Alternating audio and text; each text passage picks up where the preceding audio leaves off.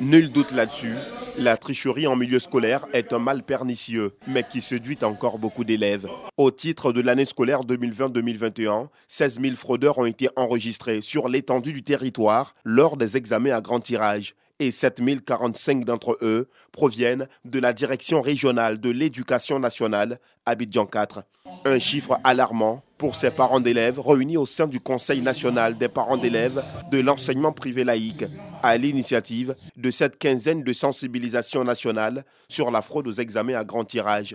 Cette quinzaine parcourt tous les DREN, les 41 DREN et DDN, tous les établissements scolaires privés, particulièrement ceux du secondaire. Elle consiste à demander à chaque établissement en son sein d'organiser une journée de sensibilisation sur la question.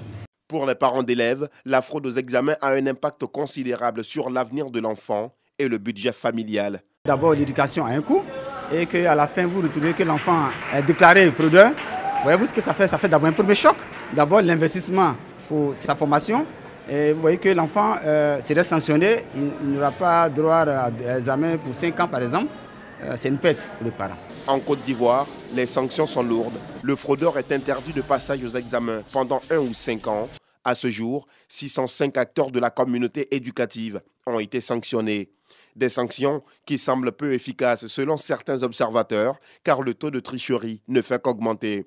Une position rejetée par le ministère de l'Éducation nationale et de l'alphabétisation.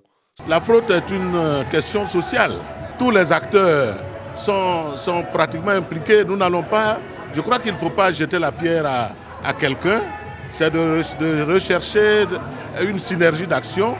Parce que quand quelqu'un passe dans un quartier et qu'il dit aux parents, bon, donnez-moi de l'argent, je vais aider vos enfants, et que les familles suivent, le ministère ne va pas descendre pour assumer une telle responsabilité. Débutée le vendredi 21 mai 2021, la quinzaine de sensibilisation nationale sur la fraude aux examens à grand tirage prend fin ce vendredi 4 juin.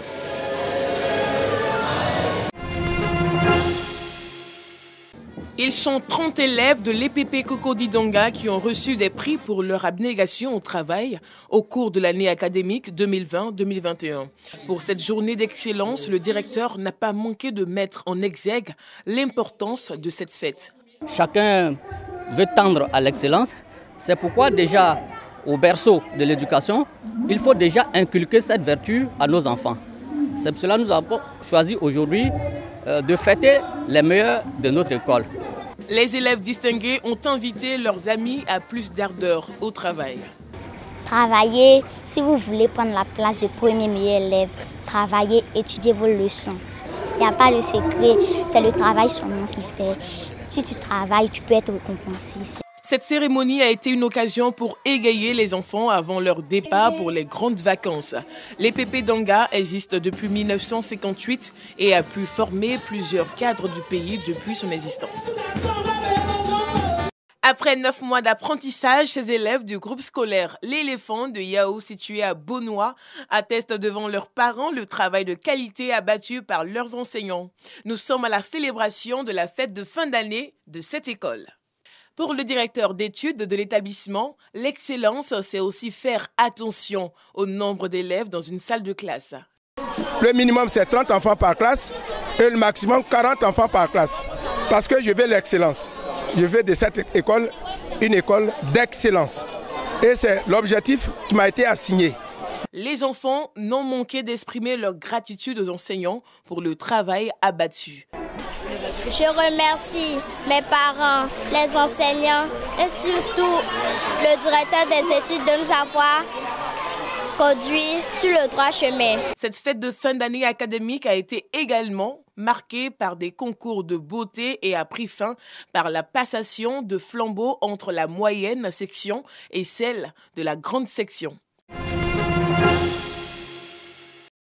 Un bachelor en sciences et technologies après le baccalauréat et des stages à l'international, c'est bien possible. L'établissement d'enseignement supérieur privé BEM Abidjan et son partenaire français Junia ont présenté à l'Hôtel Ivoire tous les contours de cette formation de 3 années sur les bords de la lagune ébriée.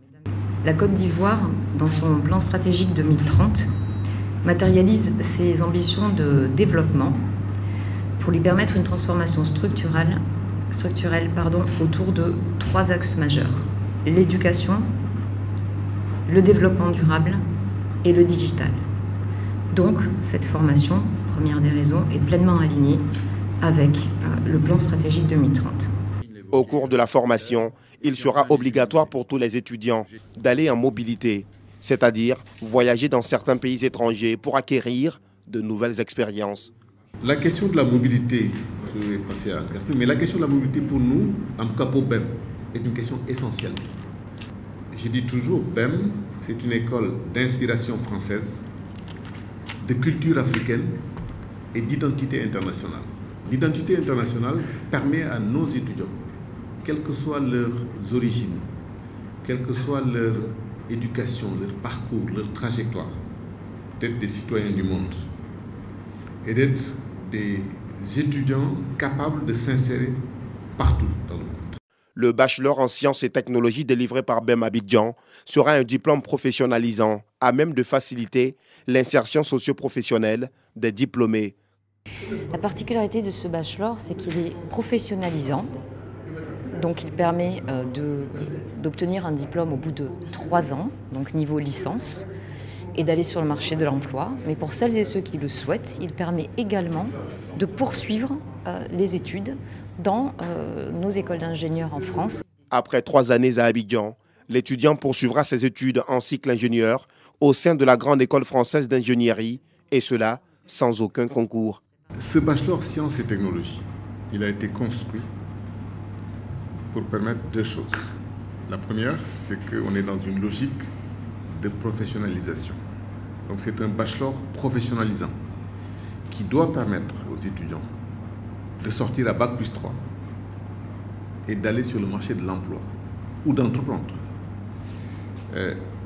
D'aller sur le marché de l'emploi avec de vraies compétences, pas seulement avec un titre. Le coût de la formation s'élève à 2 500 000 francs l'année. Reconstruisons une Afrique de valeurs. C'est le titre de l'ouvrage de 95 pages, inspiré par l'auteur Sébastien Yao Kouakou, titulaire d'un master en philosophie, option esthétique et philosophie africaine de l'université Alassane Ouattara de Bouaké. Dans cet ouvrage, Sébastien Kouakou aborde de façon précise 10 valeurs essentielles que chaque personne peut mettre à profit pour son épanouissement personnel et celui de l'Afrique. Il s'agit entre autres du changement de mentalité, du travail, de la ponctualité, de la planification, de la solidarité et de l'authenticité. Des vertus qui peuvent contribuer au développement du continent africain selon l'auteur.